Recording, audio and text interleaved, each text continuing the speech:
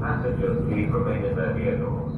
There aren't many free things in this world, but the Woolwich ferry is one of them, which is handy in the rising tide of a cost of living crisis.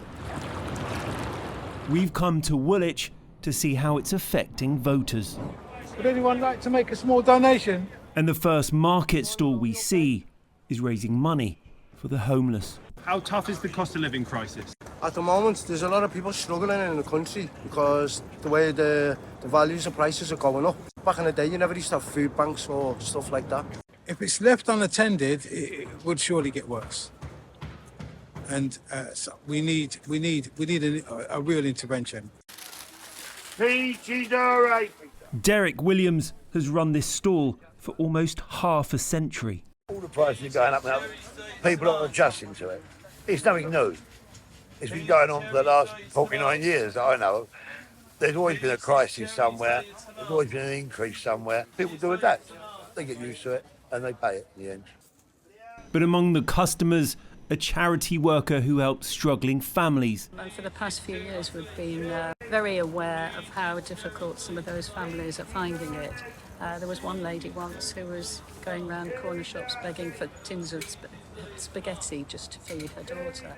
And in this bus barber, everyone is having to make cuts. How tough is the cost of living crisis? Very, very bad. I've tried to get a job. I can't get a job. So I'm living off my wife. When I was young, I was afraid of the dark, but now I'm frightened to put the light on. The cost of living crisis, is that going to affect your vote? Yeah, of course. Everything is going up, but I think it's all the world think is going up. How tough is it? Very hard. Why? For single parents with children, it's very hard. Unlike her, I don't have a big family to feed, so I'm quite adaptable. So, yeah, I mean, you've got to manage, haven't you? You have to manage it. So what are the solutions offered by the parties? The Conservatives say they'll cut national insurance by 2% and keep the minimum wage. Labour wants to ensure the minimum wage is a living wage. The Lib Dems are offering help with energy bills and rising food prices. Free home insulation and subsidised public transport are part of the Greens' promises.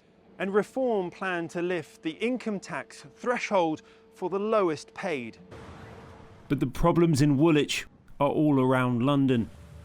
As people struggle to stay afloat, solving the cost of living crisis will be the price of success of the next government. Rags Martel, ITV News.